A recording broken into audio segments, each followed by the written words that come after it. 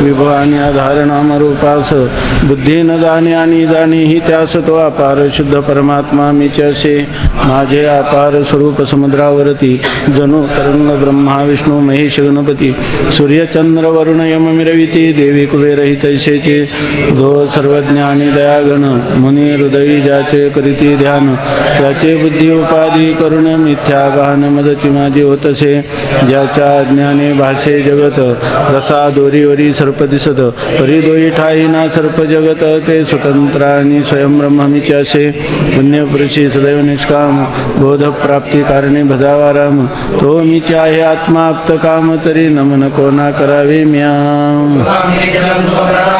व्यापकं नाम रूपयोः अधिष्ठानं बुद्ध्यबोध्यं बुद्धेर्दृग्यत्तु निर्मलम् अपारं सर्ववेदान्तवेद्यं प्रत्यक्परं महा तदेवाहं नमत्तोऽन्यदिति मे निश्चिता मतिः।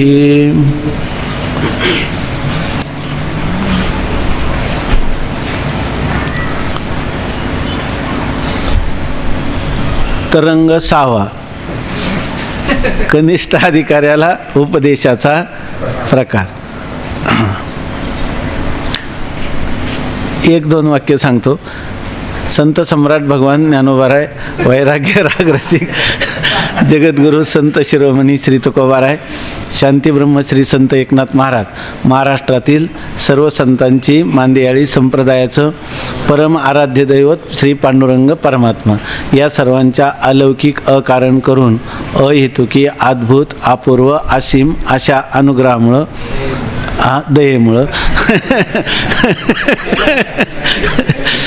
दयेमुळं तुम्ही आम्ही सर्व ह्या ज्येष्ठ मासाच्या या पर्वकालामध्ये आपण जिवंत आहोत, श्वासोश्वास करीत आहोत। आपले श्वासोश्वास लोहाराच्या भात्याप्रमाणे व्यर्थ नसून सार्थ आहेत। ते सार्थ कसे आहेत याचं पहिल्याच पाठामध्ये चिंतन झाल्यामुळं आता त्याची पुनरावृत्ती करीत नाही। आता कनिष्ठ अधिकाऱ्याचा उपदेशाचा प्रकार। हे 4था आणि 5वा तरंग झाल्यानंतर आता 6व्या तरंगाला प्रारंभ होत आहे। 6व्या तरंगाचा असा एक अभंग आहे काहीतरी। सगळं झालं तरी शेवटचं जे कार्य आहे ते कठीण असतं असं एक तुकोबारायांचा अभंग आहे। आवश्यक तो शेवट येर जाणे येर वावगी खटपट चालो जाणे वाट आयसा विरळा एखादा तुकाराम महाराजांनी सांगितलं। हे ते पाहिजे होतं। विरळा पावे अवघड गोवे शेवटीचे तुकाराम महाराजांनी सांगितलं। एखादा एक तर विरळा त्याच्याकडे प्रवृत्त होतो आणि त्याचं प्रवृत्त होण्याचं आपलं प्रवृत्त न होण्याचं कारण काय असेल तर ते काय अवघड गोवे शेवटीचे। शेवटच्या वेळेला काही गोवा म्हणजे काहीतरी प्रतिबंध गुंतागुंत होते म्हणजे तसा हा अवघड गोवा शेवटीचा 6वा तरंग जो आहे तर हा थोडासा काय आहे अवघड। म्हणून इथं काय विरळा पावे कोणीतरी काही लोक काय 6वा तरंग अद्भुत अवघड आहे आणि शेवटी विचारसागर तर काय आपला परिपूर्ण प्रवेश होणारच नाही। मग 4थ्या तरंगापासूनच अनुपस्थित राहणं बरं आहे की नाही असे करता। म्हणून याच्या ठिकाणी आपला आता 4था झाला 5वा झाला। आता हा शेवटचा काय आहे अवघड गोवा आहे पण हा इतका सोपा आहे की हा सगळ्या तरंगामध्ये सोपा तरंग आहे। याची एक किल्ली आहे तेवढी एकदा लक्षात आली त्याचे संस्कार आपल्याला 4थ्या 5व्या तरंगात झालेलेच आहे। त्याचं थोडा बारकावा किंवा थोडं सूक्ष्म चिंतन केलं आणि एकदा त्याचे एक धाटणी रीती प्रक्रिया आपल्याला लक्षात आली का सगळा 6वा तरंग काय आहे एकच आहे। डोळे झाकून कधी आलं कधी नाही आलं किंवा काही लक्ष दिलं काही थोडंसं त्याच्यापासून एकाग्रता भंगली तरीसुद्धा जागेवर यायचं। पहिली एकच गोष्ट आठवून ठेवायची जसं स्वप्नात तसं जागृती जसं स्वप्नात तसं जागृती। काही जो प्रश्न केला तोच प्रश्न त्याला काय विचारायचा फक्त तू जागृतीत करतो हा स्वप्नात कर आहे की नाही आणि त्याचं उत्तरसुद्धा काय आहे स्वप्नातलं आहे। दोघांना किंमत काय आहे सारखीच आहे। दोन्ही कशी आहेत कल्पित आहेत। असं एक सोपं वर्म आहे त्याचं। तुकाराम महाराजांनी सांगितलं सोपे वर्म आम्हा सांगितले संती तर तिथं ते आता ज्येष्ठ 9वीपासून लागणार आहे हे तोपर्यंत हे वर्म आहे का नाही हाती टाळ दिंडी घेऊन नाचा ते 9मीपासून आहे. आणि तोपर्यंत हे वर्म आहे कोणतं 6व्या तरंगात जे निश्चलदासजी सांगतील ते वर्म आहे. म्हणून या ठिकाणी आता हा 6व्या तरंगाला प्रारंभ होत आहे. याच्यामध्ये जर आपली सर्वांची इच्छा असली तर हा जर ते दुसऱ्या वर्षातली मुलं कमी असतील किंवा पूर्ण अनुपस्थितीत राहतील किंवा त्यांना नंतर घ्यायचा असला तर आपण हा संस्कृतमधून घेतला. त्याच्यामध्ये खूपच चांगलं चिंतन आहे. आणि असं आहे की आपल्याला प्रस्थानत्रयीला आवश्यक असणारं जे मार्मिक चिंतन आहे ते त्याच्या टिप्पण्यासहित दिलेलं आहे. तुमच्या इच्छेवर जर म्हटले तर ते घेऊ, नाही किंवा त्याच्यातलं चिंतन मराठीत सांगायचं म्हटलं तरी करू, नाहीतर मग हे आपलं चालूच आहे याच्याप्रमाणे. किंवा जर उद्यापासून याला जर विशेष हे करण्यापेक्षा आपलं गीताभाष्य थोडं मागं पडले जर असलं तर मध्ये सोडी सुट्टी करून गीताभाष्य क्रमाने घेऊ. त्यांच्यासाठी जो विषय त्यांच्या परीक्षार्थी आहे त्यांचं झालेलं असेल आता तो गीता, आणि विचारसागराचं चिंतन पुढच्या आषाढीनंतर आहे. तसं असलं तर मधला काळ आपण गीता भाष्याचं चिंतन करू. सगळे ठरवा आणि जे म्हणाल त्याप्रमाणे करू. आज प्रारंभ करायचा म्हणून या ठिकाणी कनिष्ठ अधिकाऱ्याला उपदेशाचा प्रकार हा 7व्या अध्यायाचा आपलं 6व्या तरंगाचा विषय आहे. 4थ्या तरंगामध्ये जो अधिकारी आहे तो उत्तम अधिकारी आहे, 5व्या तरंगामध्ये तो मध्यम अधिकारी आहे आणि 3ऱ्या तरंगामध्ये तो कनिष्ठ अधिकारी आहे. तर यामध्ये 4थ्या तरंगात उत्तम अधिकाऱ्याचा आणि 5व्या तरंगात मध्यम अधिकाऱ्याचा उपदेश प्रकार सांगितला. त्यामध्ये आपण नेहमी सारखं म्हणतो उत्तम अधिकारी, मध्यम अधिकारी आणि कनिष्ठ अधिकारी असं आपण म्हणतो. तर त्याच्यामध्ये ह्या उत्तम, मध्यम आणि कनिष्ठ अधिकाऱ्याचं काय स्वरूप आहे किंवा काय लक्षण आहे याचं आपल्याला चांगल्या प्रकाराने डोळ्यापुढं खरं येतच नाही. बरोबर आहे का? मी म्हणतो ते डोळ्यापुढे येत नाही आपल्याला. सांगा बरं, उत्तम अधिकारी म्हणजे कोण?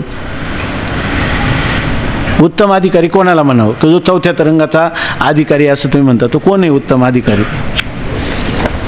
सांगा महाराज, कोण आहे उत्तम अधिकारी?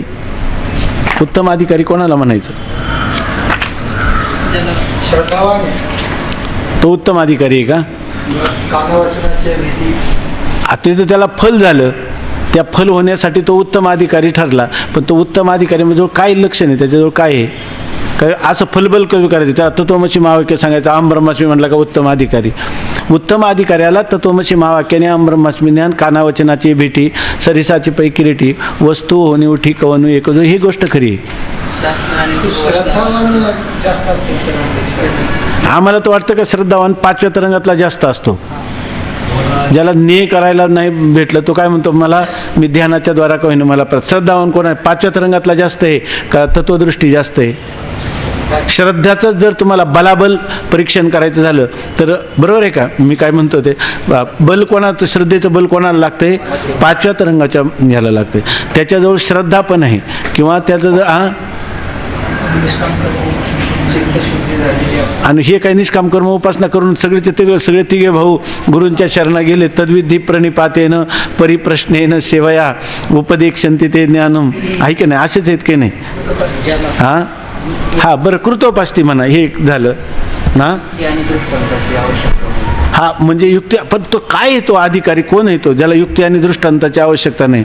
म्हणजे तुम्ही त्याला युक्ती सांगितली किंवा दृष्टांत सांगितले आणि त्याला त्याची गरज वाटत नाही, सिद्धांत सर्व त्याच्या बुद्धीवर आढळतात म्हणून त्याला उत्तम अधिकारी म्हणणार का तुम्ही? म्हणजे फलबल कल्प आधी प्रयोग करणार आणि नंतर तुम्ही सांगणार, आहे की नाही?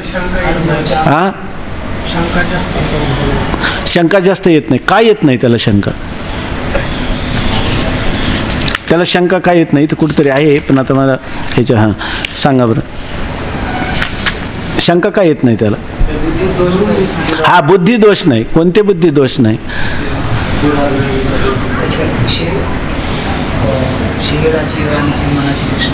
वा, हे त्याच्यातलं महत्त्वाचं कारण आहे. त्याचा अधिकार श्रेष्ठ आहे, मध्यम आहे आणि कनिष्ठ आहे. हे त्याच्या अंतःकरणामध्ये असणाऱ्या दोषाच्या बलाबलावर आहे. अंतःकरणात असणाऱ्या दोषाच्या बलाबलावर आहे. म्हणजे काय? आता ज्याला ऐकीचे का पारत्रीचे भोग पायिक झाले, इच्छेचे परी भोगावे हे न रुचे मना माझे, म्हणजे ज्याच्या अंतकरणातल्या वासना पूर्णपणे वासनांचं निर्मूलन झालेलं आहे, असं जोपर्यंत त्याला अंतकरणात परमात्मा प्राप्ती सोडून दुसरी कोणती इच्छाच अंतकरणात नाही, कोणती वासना नाही, त्या वासनेच्या पूर्तीसाठी कोणतं कर्म नाही, कोणत्या प्रकारची भावनेची आवश्यकता नाही, तो उत्तम अधिकारी. आणि मग त्याला काय जे पाहिजे ते फक्त गुरूंनी सांगितलं की तत्वमसी ऐशी वाणी एक वेळ पडता कानी, अविद्या निद्रा गेली पळवणी तत्क्षणी जागी नला.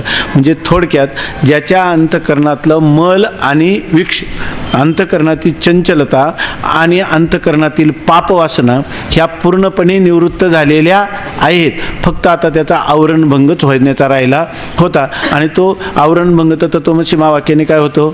त्या अज्ञान आवरणाचा भंग होतो. अहम ब्रह्मास्मी त्या कारकवृत्तीमध्ये प्रतिफलित झालेलं जे विशेष चैतन्य ते त्या काय अज्ञानाचं नाशक आहे की नाही. आणि वृत्ती काय करते? त्या आवरणात अज्ञान आवरणाचा भंग करते अहम ब्रह्मास्मी त्या कारकवृत्तीमध्ये. बरोबर आहे ना? मग त्याला जायला काय लागलं? फक्त गुरूंनी सांगितलं आणि यांनी याचा आवरणभंग झाला. हा कोण आहे? उत्तम अधिकारी. याला फार काही करावं लागत नाही. मग बाकीचं तुम्ही सांगा की त्याला उपपत्ती न सांगता सुद्धा होतं, पण लगेच का होतं? तर त्याच्या अंतकरणाची भूमिका तेवढी तयार आहे म्हणून त्याला उत्तम अधिकारी म्हटलं. आता मध्यम अधिकारी कोण? आता मध्यम अधिकाऱ्याचं तुम्ही दोन प्रकारांनी करू शकता की त्याच्या ठिकाणी श्रद्धेचं प्राबल्य आहे पण बुद्धिमान दे, त्याच्या ठिकाणी श्रद्धा भरपूर आहे पण त्याच्या ठिकाणी काय आहे? बुद्धिमान दे. बुद्धी जी आहे ती सूक्ष्म विषयात प्रवेश करू शकत नाही, कारण हे जे परमात्म तत्व आहे हे अणोरणीयान महतोमय्यान, हे अणुपेक्षाही सूक्ष्म आहे आणि आकाशापेक्षाही महान असणारे, आकाशापेक्षाही ते काय आहे? मग व्यापक आहे. आणि हे जे व्यापक तत्व हे त्याच्या बुद्धीवर आरूढ होत नाही, म्हणजे बुद्धीला त्याचं ग्रहण होत नाही आणि त्याच्यासाठी तो खूप प्रयत्नाची पराकाष्ठा करतो, तरीसुद्धा ते काही त्याच्या बुद्धीवर आरूढ होत नाही. आणि गुरूंवर अत्यंत नितांत श्रद्धा आहे आणि अंतकरणात जिज्ञासा पण आहे. मग असा जो पुरुष आहे श्रद्धावान आहे आणि प्रवेश न होण्याचं सुद्धा कारण आहे. जर बारकाईने विचार करा की स्वामी रामतीर्थांनी काही चिंतन लिहिलेलं आहे याच्यामध्ये. मनुष्याची बुद्धी आहे ना, खरी मनुष्याची बुद्धी स्थूलन सूक्ष्म काही नाही, ती बुद्धी आहे ना अत्यंत सूक्ष्मच आहे, परंतु भ्रमाने प्रमादाने संगतीने तो मनुष्य जो आहे आपल्या त्या जी सूक्ष्म बुद्धीची पवित्र बुद्धीची तिची अभिव्यक्तीच होऊ देत नाही. रामतीर्थाने असं उदाहरण दिलं आहे की बघा, आपण रस्ता क्रॉस करतो आणि हायवेला रस्ता क्रॉस करतो, गाड्या इतक्या वेगाने येत असतात, तर आपण बरोबर समजा हे कुत्री वगैरे प्राणी मरतात, परंतु त्याच्यामध्ये मरण्याचं प्रमाण पाहिलं तर बरीच कुत्री बरोबर काय करतात? रस्ता क्रॉस करून जातात आहे, नाही तर त्यांचे थप्प्याच्या थप्प्या पडल्या असत्या तिथं, आणि माणसाची तर क्वचित पडते आहे की नाही.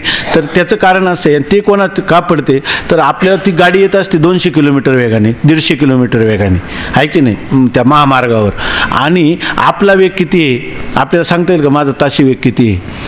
तरी आपल्याला तिचं अंतर किती आहे हे आपल्याला सांगता येतं का? इतके फूट अंतर आहे, मग माझा वेग ताशी इतका आहे, मग हे गणित करून मी जाईल की नाही असं काय करतो का आपण? का बरोबर जातो की नाही टाळून?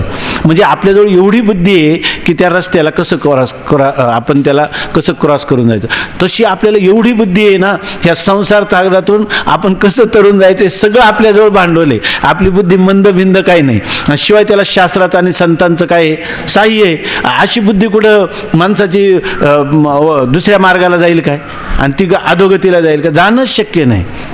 त्याच्यामध्ये मनुष्याला जेव्हा हा मनुष्य देवाने निर्माण केला तेव्हा त्याला सर्वच सामर्थ्य देऊन ठेवलेलं आहे, त्याला सर्वच माहीत आहे, परंतु काय करतो तो? म्हणतो असं आहे की कधी कधी काय म्हणतो की ही जी गाडी येते ना, गाडी येते जरा वेगाने, जर गेलो तर जाण्याची शक्यता, पण मी जरा वेगाने जाईल आणि वेगाने जाईल वेग कमी करतो आणि म्हणून त्याचा बळी पडतो. नाहीतर मनुष्य मग ज्या माणसाला गणित न करता येणारी गाडी आणि माझा वेग याचं ज्ञान आहे, तेव्हा आपलं गंतव्यस्थान आहे की नाही आणि त्याचं साधन आणि त्या साधनाचं असणारं देवाने दिलेलं सगळं बळ याचं सगळंच ज्ञान पुरुषाजवळ आहे.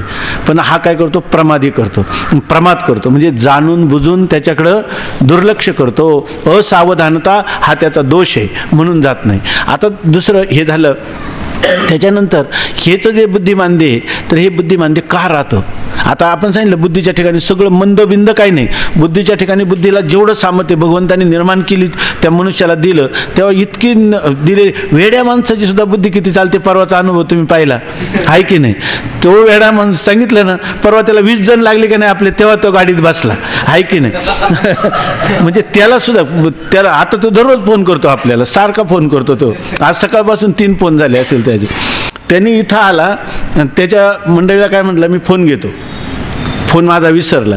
इथून त्या कंपाऊंडवरून उडी मारली, तिथून त्या कंपाऊंडवरून, त्याच्यातून रस्त्याने 1 मिनिटात त्याला. आणि मेंटल कसं काय म्हणायचं त्याला, त्याची बुद्धी तीक्ष्ण आहे की नाही. फक्त त्या बुद्धीला काय जे काही निवाडा करायचा योग्य अयोग्य याचं झालं नाही, ही त्याचा प्रमाद आहे का काही. म्हणून जी माणसं हे मनोरुग्ण होतात, ती मनोरुग्ण होणारी सगळी माणसं प्रमादानी झालेली असतात. त्याला दुसरा काही नाही. आत्मैव ह्यात्मनो बंधू आत्मैव रिपुरात्मना. याचा अर्थ आपल्याला इतक्या प्रकारची बुद्धी दिलेली आहे, परंतु त्या बुद्धीचं मांद्य कशामुळं प्राप्त झालं, त्याचं सुद्धा कारण आहे ईशत मल आणि ईशत विक्षेप. अंतकरणाची चंचलता आणि अंतकरणामध्ये असणाऱ्या दुर्वासना, यामुळं माणसाची बुद्धी मंद होते. जसं किती पांढरा कपडा आणि त्याच्यावर कोळसा जर आपण हे केला तर पांढरा कपडा पांढराच असतो, पण त्या कोळशाचा रंग आलेला असतो. आता पांढरा कपडा हे त्याचं स्वरूप आहे, ते काय त्याचं स्वरूप आहे, आणि आलेला काळा रंग आगंतुक आहे की नाही. मग आगंतुकाची काय करावी लागते, निवृत्ती करावी लागते.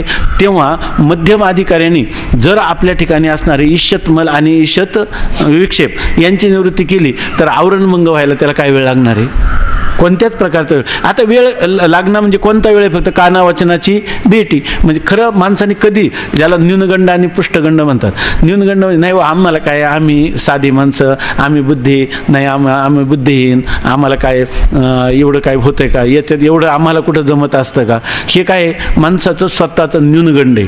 आणि काही लोक पुष्टगंड असतात, आम्हाला काय, आम्ही काय लात मारेल तिथं पाणी काढील. म्हणणं बरोबर आहे माणसाला, पण ही शक्ती जी दिली त्या शक्तीची तुला मर्यादा दिली ना, तुझ्या पूर्वकर्मानुसार जे तुला प्राप्त शरीर झाले त्याच्याही मर्यादा आहे ना. हे पण जाणलं पाहिजे. पण हे सगळं जाणण्याची बुद्धी देवानी दिलेलीच आहे.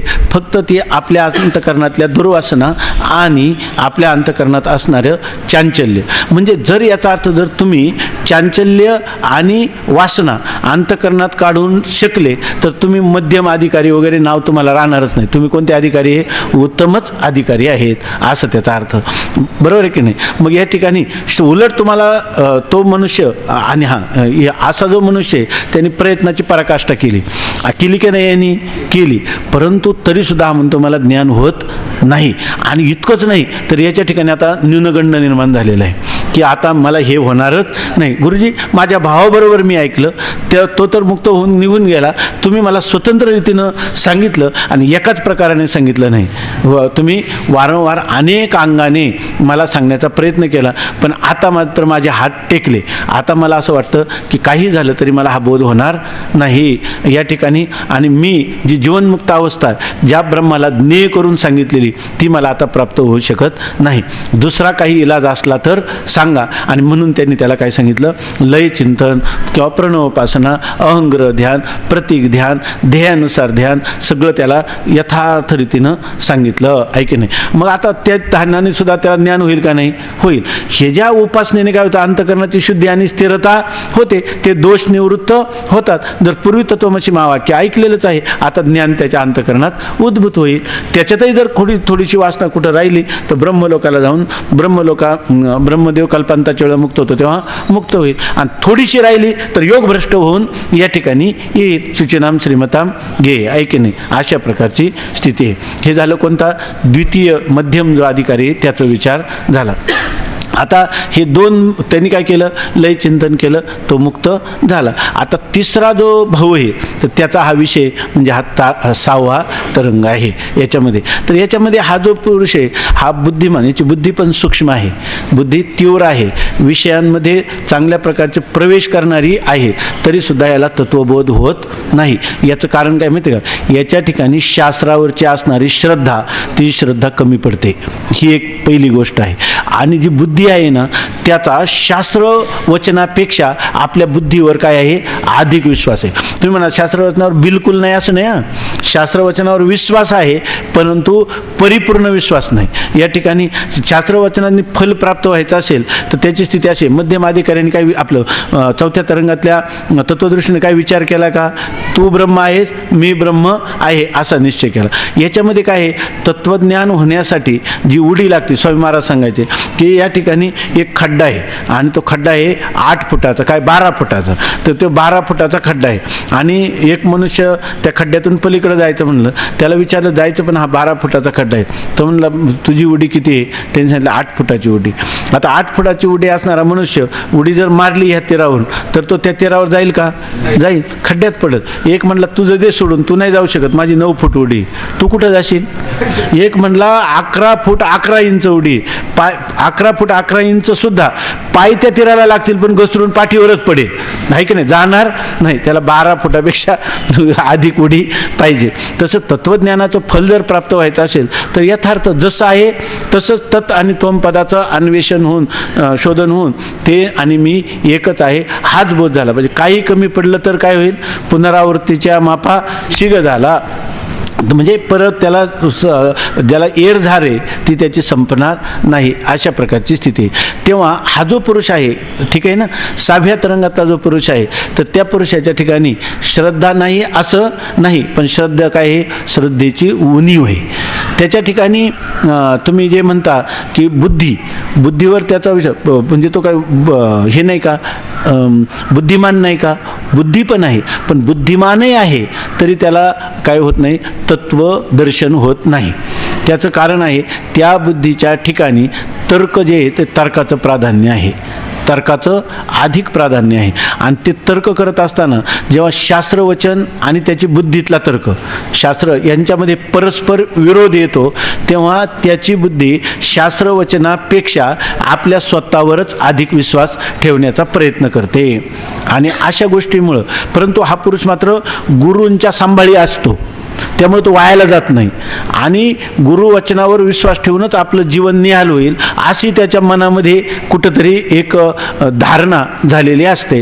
परंतु प्रसंग पडला की त्याचं, जसं तो प्रभाकर मीमांसक आणि कोणाच्या कुमारील भट्ट त्यांच्यात असं होतं की जसं आहे ना तसाच हा शिष्य, कुमारील भट्टाची आणि प्रभाकर मीमांसकाची जी स्थिती होती त्या स्थितीचा हा. कुमारील भट्ट प्रक्रिया सांगितली की लगेच हा विरोध करायचा आणि सिद्धांत सांगितलं, गुरुजी फार छान, आणि मग कसं गुरुजी हे जरा समजावून सांगा.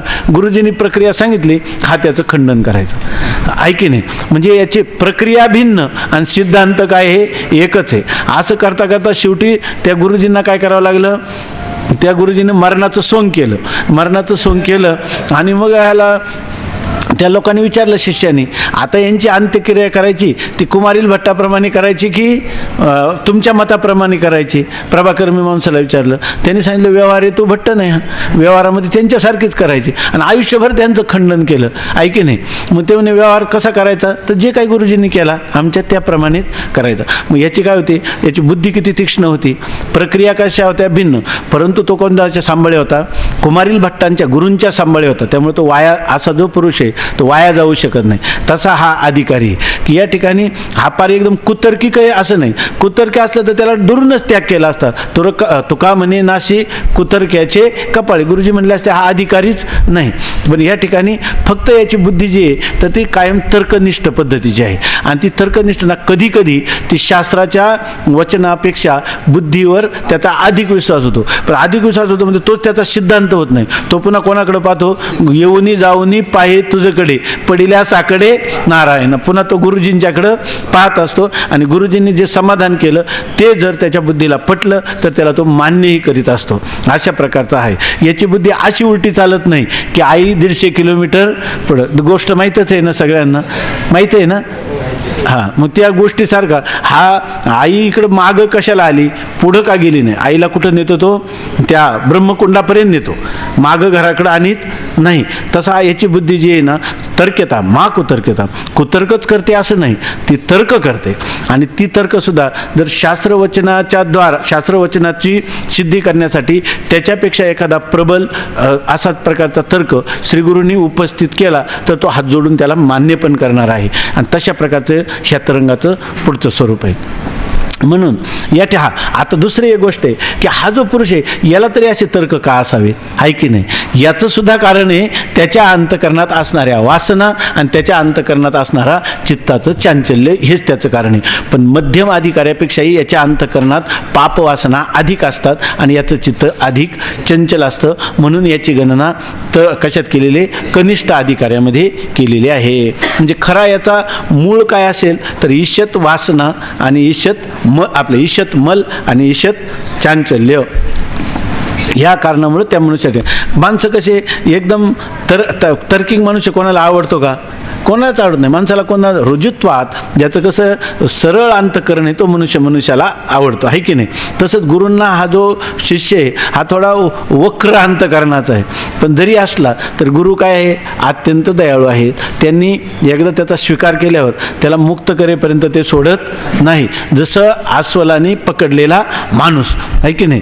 तर काही जरी झालं तर ते अस्वल काय त्याला परत सोडित नाही. तसं ते, कारण त्याला जर मुक्त झालं नाही तर यांना पुन्हा ते जॉबवर स्वामींना म्हणायचे, स्वामी जोपर्यंत मी मुक्त वाटत नाही ना तोपर्यंत बहुतेक तुम्हाला काही बंधनातून मुक्तता होणार नाही, कारण मी तुमचा गुरु म्हणून स्वीकार केलेला आहे. तुम्हाला पुन्हा पुन्हा यावंच लागेल, कारण मी मुक्त नाही, आणि मी जर मुक्त झालं तर मग तुम्ही या जन्मात मुक्त म्हणायचे ते. तसं तर हा जो म्हणजे हे सगळ्या गोष्टी कशासाठी? हे सगळे ह्या तीन भावांचा इतिहास आहे का आपलाच इतिहास आहे? हा आपलाच इतिहास आहे. पण आपला इतिहास आणि यांचा इतिहास तुलना करावा का तुलना करू नये? आपलं यांची तुलना करावी का करू नये? हा इतकं समरस व्हावं का याच्यातला कोणता भाऊ मी आहे की नाही? आता ते पहिले दोन भाऊ ते आज आलेच नाही, कारण ते मुक्त झालेत. एक लय चिंतनाला नर्मदेला निघून गेला आणि एक जीवनमुक्तीच्या विलक्षण सुखाला प्रवृत्त झाला. राहिलेले सगळे कनिष्ठ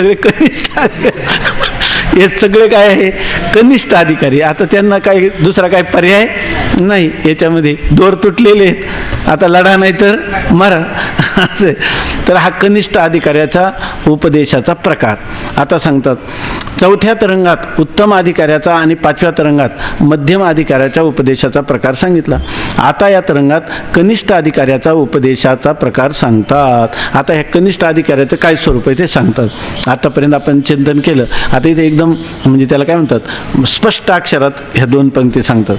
कनिष्ठ अधिकाऱ्याची बुद्धी तीव्र असते, परंतु त्यास शंका फार उत्पन्न होतात व हेच कनिष्ठ अधिकाऱ्याचे लक्षण. बुद्धी तर तीव्र आहे आणि अंतकरणात शंका फार आहेत. लोकांना काय वाटतं, काही लोक आहे ना ज्याला 6वा तरंग येतो ना त्याला म्हणतो आमच्या वर्गातला हा बुद्धिमान मुलगा आहे. वास्तविक हा सगळ्यात कनिष्ठ अधिकारी आहे की नाही? शंका असणं हे काही चांगल्या अधिकाऱ्याचं लक्षण आहे का? बुद्धी तीव्र आहे पण तो बुद्धिमान आहे का? बुद्धिमान कोण म्हणतात? काय गीतेमध्ये बुद्धिमान कोण? कर्मण्य कर्म यः पश्येद अकर्मणीच कर्म यः सबुद्धिमान मनुष्येषु सयुक्तः कृष्ण कर्म करू. म्हणून माणसाने काय निर्बुद्ध म्हणायचं. अरे शास्त्राने सांगितलेलं तत्व आणि तुझ्या बुद्धीवर आरूढ होत नाही आणि त्याच्याविषयी शंका घेतो. तुझ्यासारखा दुर्दैवी अभागी कोण आहे? तूच आहे. म्हणून बुद्धिमान आहे का? तिथे म्हणलंय त्याला की आपल्या व्यवहाराप्रमाणे कनिष्ठ अधिकाऱ्याची बुद्धी तीव्र असते, परंतु त्यात शंका फार उत्पन्न होतात. हेच कनिष्ठ अधिकाऱ्याचे लक्षण. आता मी म्हटलं कनिष्ठ अधिकाऱ्याचे लक्षण आपण वेगळं सांगितलं.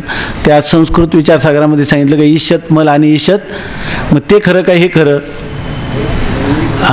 इथं सांगितलं त्याची बुद्धी तीव्र असते आणि त्याच्या अंतकरणामध्ये जास्त शंका उत्पन्न होतात. हे त्या मध्यम आपल्या कनिष्ठ अधिकाऱ्याचं लक्षण.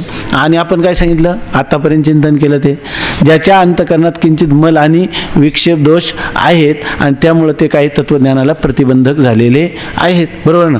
असा असणारा अधिकारी असं. मग आता हे बरोबर आहे का ते बरोबर आहे? लक्षण कोणतं ते का हे? आम्हाला हे सांगा का ते लक्षण बरोबर आहे का हे लक्षण बरोबर आहे?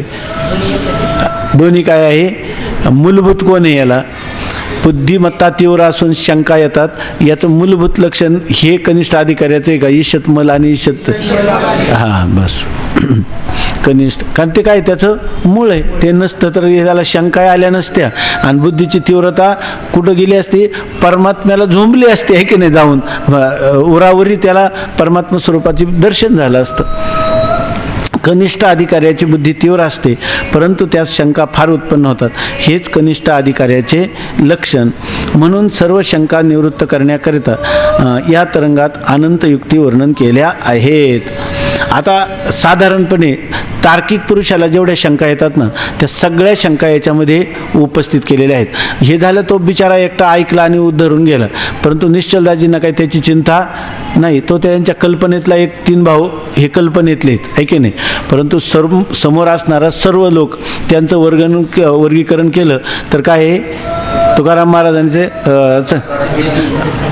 प्रकाराचे 3 तुका म्हणे केले जन, किंवा दुसरं एक अभंग आहे तुकाराम, वेठी वार्ता अत्यंती, देखण्याच्या 3 जाती, वेठी वार्ता अत्यंती, असे 3 प्रकार केलेले आहेत याच्यामध्ये. तर आपण वेठीचे हे का वार्तामध्ये हे का अत्यंतमध्ये माहीत नाही. कनिष्ठ अधिकाऱ्याची बुद्धी ते बहुतेक जण जे परीक्षार्थी असतात ते वेठी आहेत, वेठबेगारीला धरल्यासारखे. कनिष्ठ अधिकाऱ्याची बुद्धी तीव्र असते, परंतु त्यास शंका फार उत्पन्न होतात. हेच कनिष्ठ अधिकाऱ्याचे लक्षण. म्हणून सर्व शंका निवृत्त करण्याकरिता या तरंगात अनंत युक्ती वर्णन केलेले आहेत. ग्रंथकार म्हणतात एक युक्ती नाही, अनंत युक्ती. आता आपण हा तरंग पाहू तेव्हा कशा कशा त्यांनी युक्तीचा एकदम म्हणजे काय त्याला म्हणतो वर्षाव केलेला आहे, वृष्टी केलेली आहे युक्तींची. किती युक्ती दिल्यात. चतुर्थ तरंगात सांगितलेला विषय युक्तीने पुन्हा सांगितलेला आहे. म्हणून श्रवण केलेल्या अर्थाविषयी ज्यास कुतर्क उत्पन्न होतात त्याचे समाधान होण्यास हा तरंग उपयोगी आहे. आता सांगतात चौथ्या तरंगात जो विषय युक्तीनं सांगितला, युक्तीस्तु योजना, ऐक नाही. युक्ती म्हणजे कोणती युक्ती होईत, यांनी काय केलं, श्रवंत केलेले. आता इथली युक्ती मननात्मक युक्ती आहे. आणि ते मननात्मक युक्ती म्हणजे कशी आहे, जसं आता तुम्ही सांगितलं ना, काय उपक्रम उपसंहाराधिक पाहून वेदांत वाक्याच्या तात्पर्य निश्चयाला श्रवण असं म्हणतात. तर आता इथं पुन्हा मननात युक्ती लागते का? मननातली युक्ती काय, श्रवणातली युक्ती कोणती आहे, उपक्रम उपसंहार अभ्यास अपूर्वता फल प्रमाणाच्या द्वारे. आता इथली युक्ती कोणाच्या द्वारे आहे, प्रमाणाच्या द्वारे. म्हणजे थोडक्यात आपलं जे आता वृत्ती प्रभाकरचा पहिला खंड आहे ना, तो कोणता आहे, ते यौक्तिक चिंतन आहे की नाही. म्हणून त्या 6 प्रमाणाचा जेव्हा विचार करून आपल्याला जे ज्ञान होईल मननाच्या द्वारा, आहे की नाही, बरोबर आहे ना. अगदी आता ते कसं होणार, निस्संदेह होणार की नाही, बरोबर आहे ना. निस्संदेह नाही होणार, आहे की नाही. उलट ते ज्ञान जर आपल्याला आपण म्हणलं मग प्रमाण विचाराने आम्हाला ज्ञान झाले, प्रमाण विचाराने तुमचं काय झाले, प्रमेय संभावना निवृत्त करण्याला ते उपयोगी पडले. ज्ञान त्यांनी नाही होत. ज्ञान होत असतं तत्वमसी महावाक्यानी, आहे की नाही. ज्ञान त्यांनी होत. कृष्ण महाराज बरोबर आहे का.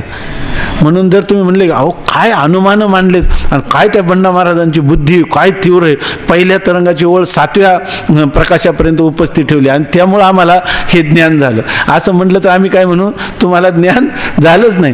तुम्हाला अनुमान प्रमाण काय घटवलेत अनुमान, आहे की नाही.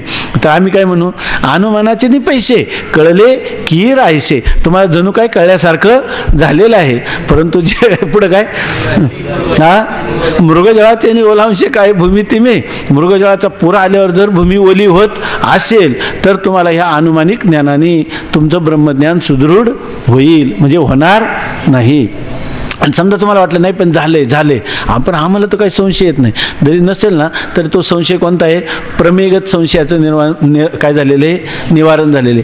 तो संशय तुम्हाला विपरीत भावनेच्या रूपाने येईल किंवा कदाचित जर तर्क त्याच्यापेक्षा प्रतिष्ठित एखादा तर्क तुम्हाला मिळाला स्थिर रूपाचा तर तुम्हाला काय तर्कशः प्रतिष्ठानात हा तर्क काय होईल, लगेच तुमचा मावळून जाईल आणि नवीन तर्क डोकं वर काढील. आणि मग त्यावेळेला काय स्थिती होईल माहिती आहे का, काय ती होईल, तैसे बोलवरी वाचा बळे वायाची झकवी जती प्रतितीचे डोळे. तर तुम्ही काय केलं, तुमच्या अनुभूतीच्या डोळ्याला झकवलं, ऐक नाही कशामुळं, ह्या अनुमान प्रमाणाच्या मुळं. आणि मग म्हणे पण जरी झकवलं पण आम्ही आता फार सावध आहे. ते म्हणे प्रतितीच्या वेळे ज्या वेळेला खास अनुभवाची वेळ येईल त्यावेळेला आती ना ते तुम्हाला असणार नाही, पण आम्ही पुन्हा पुन्हा मनन करू आणि ते होई जे ना ते पुन्हा तुम्हाला होणार सुद्धा नाही. म्हणून कोणत्याही माणसाने कोणता आस्तिक असावा, श्रौत आस्तिक असावा, तार्किक आस्तिक असू नये. तार्किक आस्तिकांचं उदाहरण आहे नैयायिक, ऐके नाही, आणि श्रौत आस्तिकाचं उदाहरण आहे खरं वेदांती, ऐके नाही. पूर्वमीमांसक आणि पूर्वमीमांसक धर्मकांड मानणारे बिचारे आणि बिचारे म्हणण्याचे म्हणजे महाभाग्यवान, आणि वेदांत तत्व मानणारे हे महाभाग्यवान आहे. कारण ते काय स्रोत आहे का हो, तुम्हाला देवाचं ज्ञान झालं, कसं झालं तुम्हाला, आत्मत्वाने झालं म्हणा किंवा वेगळेपणाने झालं, पण आम्ही कोणता सिद्धांत आहे, मी भक्त तू देव आयशी करे असं ज्ञान झाले, पण कोणी करून दिले, वेदाने. सगुण भक्त तरी तो काय आहे, प्रामाणिक शब्द प्रामाण्याने झालेलं आहे. आणि हा म्हणायला लागला नाही पण मला जे ज्ञान झालं आहे ना, ह्या जगाचा करता कोणीतरी असलाच पाहिजे. आणि तो जर तो निर्गुण निराकार असेल तर जगत होईलच कसं, तो सगुण पाहिजे. पण सगुण असला पण हे सगळं आकाराला दिसतं, तो पण सगुण साकार असलाच पाहिजे, त्याच्या ठिकाणी संकल्पशक्ती मानलीच पाहिजे. म्हणून उदयनाचार्य सुद्धा पायाला भोवरा बांधून भगवत भक्तीचा प्रचार करतात, आहे की नाही. आणि चैतन्य प्रभू सुद्धा करतात. चैतन्य प्रभूंना का बरं, वेदाने सांगितले. ही जी भक्ती आहे काय, पिटू भक्तीचा डांगोरा का बरं तुकोबारा, वेदाने सांगितलेले. वेद अनंत बोलीला, अर्थही तुकाची साधीला, विठोबाशी शरण जावे. आणि उदयनाचार्य काय म्हणतील, या माझ्याशी वाद करायला, देवाची काय करतो, सिद्धी करतो, आहे की नाही. देवाने यांची सिद्धी केली, आहे की नाही. आणि यांनी अनुमानाच्या प्रमाणावर देवाची सिद्धी केलेली काय झाली, अनुमानिक झाली. त्यामुळे जेव्हा प्रसंग येईल तेव्हा आथीना ते ज्ञानही असत नाही आणि होय जे ना आणि होत सुद्धा नाही, आहे की नाही. अशी स्थिती. म्हणून आपल्याला जे ज्ञान व्हायचं ते कशाने झालं पाहिजे. म्हणून आपण आस्तिकतेचा अभिमान, कोणत्या आस्तिकतेचा अभिमान असावा, श्रौत आस्तिकतेचा, तार्किक आस्तिकतेचा अभिमान नसावा. असली तरी काय आहे, ठीक आहे, पण ती काही विशेष वैशिष्ट्यपूर्ण आहे किंवा आपल्या जीवनात तिला काही फार मोठा थारा द्यावा अशा प्रकारची स्थिती नाही. हा, तैसे कथेचे ऐकणे, एक ऐक का एक श्रवणाशी, श्रवणाशी होय पारणे, आयते श्रवण नाही तो दुसरे, येथे मोक्ष असे आयता श्रवणाचे माझे. सुख संसार दुःख मुळवणे विकृती विणे, म्हणजे कुठल्याही विकारा वाचून हे संसार दुःखाची निवृत्ती करण्याचं हे काय आहे, साधन आहे. कनिष्ठ अधिकाऱ्याची बुद्धी तीव्र असते, परंतु त्या शंका फार उत्पन्न होतात, हेच कनिष्ठ अधिकाऱ्याचे लक्षण. म्हणून सर्व शंका निवृत्त करण्याकरिता या तरंगात अनंत युक्ती वर्णन केले आहेत. चतुर्थ तरंगात सांगितलेला विषय. आता तुम्ही म्हणाल की हे समजा ठीक आहे, तुम्ही म्हणता विश्वास वाढावं, तर्काचं काही बरोबर नाही, पण आलाच तर्क तर काय करावं, आलाच तर्क काय बळच नाही प्रगट करायचा, कारण आपल्याला कनिष्ठ अधिकारीच ठरवतील, आहे की नाही. असं करून चालेल का, नाही. स्वामी महाराज सांगायचे असे, मळमळ होणं म्हणजे अन्न न पचल्याचं लक्षण आहे की नाही. पण लोक म्हणतात काय अन्न पचत नाही ना, बळच खातो, जास्तच खातो, नाव ठेवतील, आहे की नाही बाकीचे. मग तसं नाही, ज्यावेळेला त्याला मळमळ उलटी होते आणि त्यावेळेला तो काय करतो, लोकांचे दाबून धरतो, आहे की नाही. दाबून धरल्यामुळे होतं काय, पुढं कोण बसले आणि पुढं काय आहे याचं सुद्धा भान राहत नाही. म्हणून माणसाने मळमळ उलटी जर होतच असेल, हे शंका जर आल्यास तर त्या गुरूंच्या पुढे निवेदन करावे. जर तुम्ही मनातच ठेवल्या, कारण हे मला कनिष्ठ अधिकारी म्हणतील, भावाला उत्तम अधिकारी म्हटले, आहे की नाही. भाऊबंदकी का निर्माण झाली, ज्येष्ठ कनिष्ठपणामुळेच झाली ना, ह्याच्यामुळं. तर त्या कोणतरी आपल्याला उत्तम अधिकारी ठरवणार नाही. याच्यासाठी माणसाने शंका आल्या तर ते काय करावं, पण कुठेही निवेदन करू नये. मात्र कुठं करावं तर हे श्रोत्रिय ब्रह्मनिष्ठ उदार श्रीगुरूंच्या पुढं आपली जी न्यूनता आहे. दुसरे लोक काय करतील, आपल्या न्यूनतेचा उपहास करतील, उपेक्षा करतील, त्याची निंदा करतील किंवा त्याचा दुरुपयोग करतील. त्याला म्हणतात ना, त्याला इंग्लिशमध्ये काय म्हणतात ना, त्याचा वीक पॉईंट शोधतील, त्याचं काय करतील, वीक पॉईंट पाहतील आणि आपल्याला त्रास देतील. म्हणून त्यांना सांगू नये, पण श्रीगुरूंच्या पुढं आणि आपल्या इष्टदेवतेपुढं हे सर्व निवेदन करावं. म्हणून काही काही लोक म्हणतात ना, वाईट स्वप्न कोणाला सांगू नये, ते तुळशीत सांगावं, कारण ते इष्ट देवतेला सांगावं, ते दुसऱ्यांना सांगून त्याचा काही उपयोग नाही. तसं श्रीगुरूंच्या पुढं सांगावंच हे. म्हणून हा जो शिष्य आहे ना, निसंकोचपणे आपल्याला तर्क, वास्तविक त्यांनी लिहिले की याच्या अंतःकरणात कुतर्क जास्त असतात, पण कुतर्क येऊ नयेत, सत्तर्क यावेत, कुतर्क येऊ नयेत. पण आले तर काय करायचं, आले तर त्यांनाच ते निवेदन करावं. याला दुसरी भक्ती म्हणतात, आत्मनिवेदन. आपलं अंतःकरण ते उघडं करून त्यांना सांगणं. आणि असं जो पुरुष आहे तोच लवकर मुक्त होतो. थोडं आपलं राखून ठेवतो ना, त्याची मुक्ती पण लांबतच जाते, कारण राखून ठेवले बंधनाची कारणं राखून ठेवले. आता सांगतात, म्हणून सर्व शंका निवृत्त करण्याकरता या तरंगात अनंत युक्ती वर्णन केले आहेत. चतुर्थ तरंगात सांगितलेला विषय युक्तीने पुन्हा सांगितलेला आहे. म्हणून श्रवण केलेल्या अर्थाविषयी, ज्यास श्रवण केलेल्या अर्थाविषयी म्हणजे श्रवण केलेला अर्थ म्हणजे जो विषय आहे त्या विषयासंबंधाने ज्यास कुतर्क उत्पन्न होतात त्याचे समाधान होण्यास हा तरंग उपयोगी आहे. तरंगाची उपयुक्तिकता काय आहे? ज्याच्या अंतःकरणात अधिक कुतर्क निर्माण होतात त्याच्या सर्व शंकाचं समाधान जेणेकरून होईल अशा प्रकारच्या विषयाचं प्रतिपादन अत्यंत चांगल्या हातवटीनं या तरंगात केलेलं आहे. म्हणजे थोडक्यात ह्या तरंगाचं श्रवण कोणी करावं? ज्याच्या अंतःकरणात खूप तर्क आहेत त्याने. आता खरं सांगा, ह्या दोन्हीपैकी झालेल्या तरंगाचा जर कोणाचा जर निश्चय झाला असेल, बरोबर आहे ना, कोणता, मला परमात्मा ध्येय करायचं, बस मी आपल्या एकांतात जाऊन हे करील, असं जर निश्चय झाला असेल त्याला याची ऐकण्याची गरज आहे का? गरज नाही. आणि ज्याचा चौथ्या तरंगात निश्चय झाला असेल, ब्रह्मसत्यम जगन मिथ्या जीव ब्रह्मयो नापरा, त्याला ही ऐकायची गरज आहे का? दोघांनाही ऐकण्याची गरज नाही. आणि तरी जर ऐकत असेल तर का म्हणून ऐकतो? याचा अर्थ दोन्ही तरंगात त्याचं काम झालं नाही किंवा हा त्याच्या सदृश आहे म्हणून. आणि तिसरा विकल्प आहे तो फारच चांगला आहे पण तो कोणी सांगणारच नाही. ऐक, जसं दिगंबर महाराज लीला म्हणून ऐकतात तसं असं. हा तेच म्हणायचं आहे की नाही? तेच म्हणणार होते ना तुम्ही. हां, कारण अनुभव आहे, त्याला कोण अनुभवाचा आपलाप करता येत नाही, आहे की नाही? म्हणून पाचव्या तरंगाचे म्हणून श्रवण केलेल्या अर्थाविषयी ज्यास कुतर्क उत्पन्न होतात त्याचे समाधान होण्यास हा तरंग उपयोगी आहे.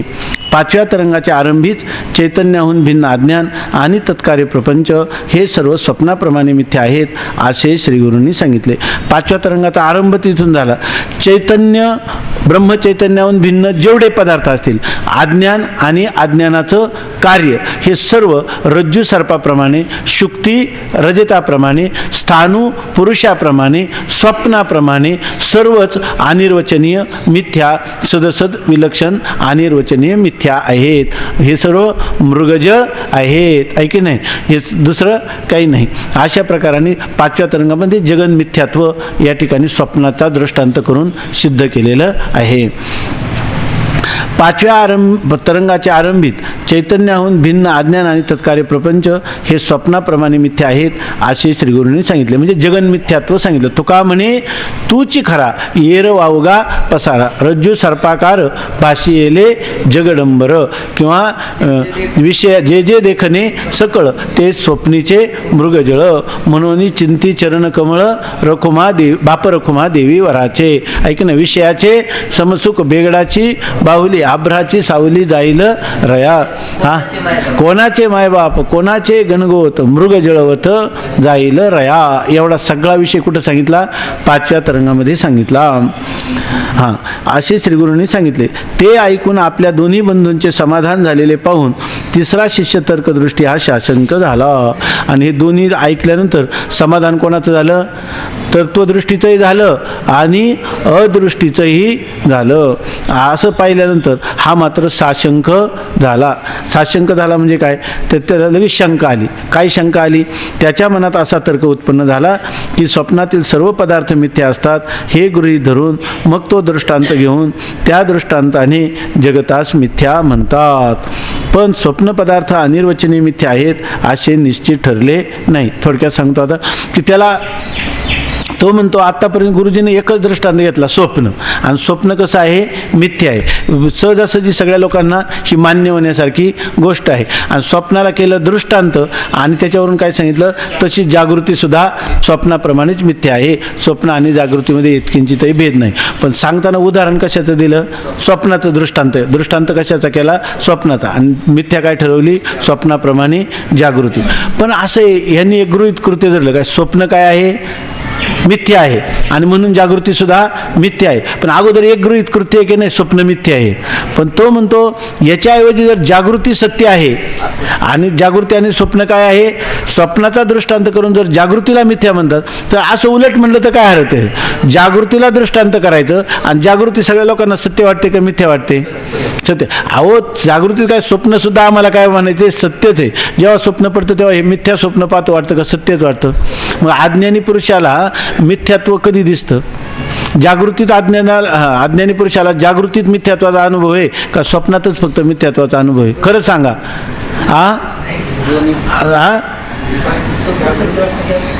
त्याला काय वाटतं?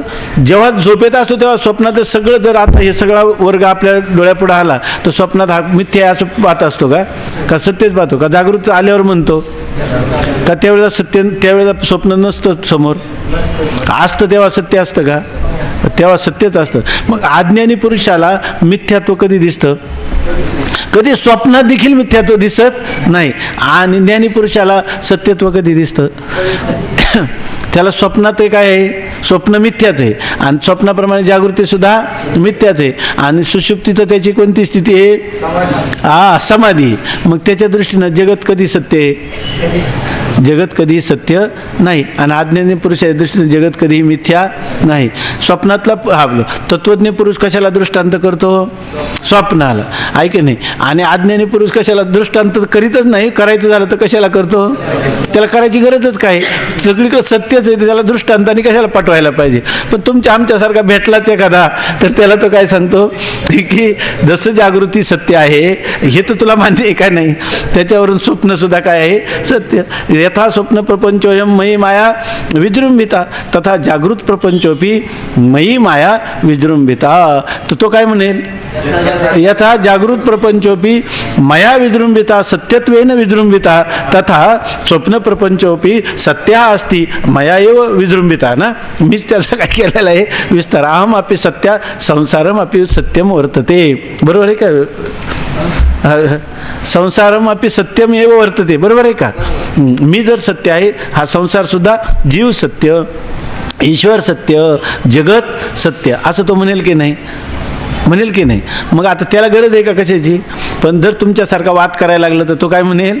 जसं जागृत प्रपंच सत्य आहे तसंच्या तसं स्वप्नामध्ये घडतंय हे तर तूही कबूल करतो, त्याप्रमाणे स्वप्न प्रपंच सुद्धा काय आहे?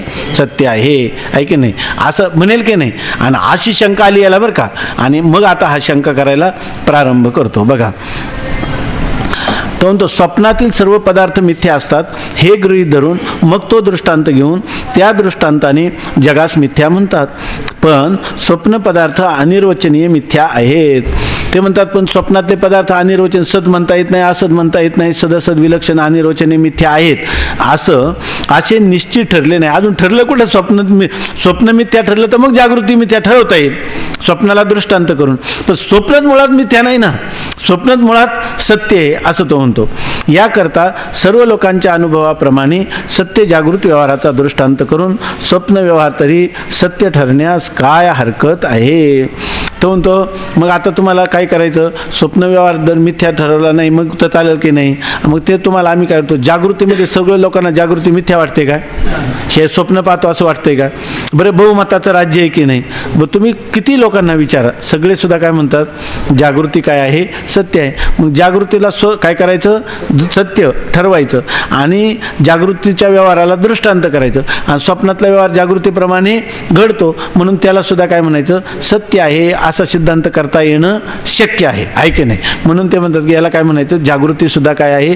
सत्य आहे. हा सर्वांचा अनुभव आहे, अनुभवाचा आपलाप करता येत नाही असा सर्वानुभवाला मान्य असणारा जागृतीचा दृष्टांत करून तुम्ही स्वप्न प्रपंचाला सत्य ठरायला काय हरकत आहे की नाही?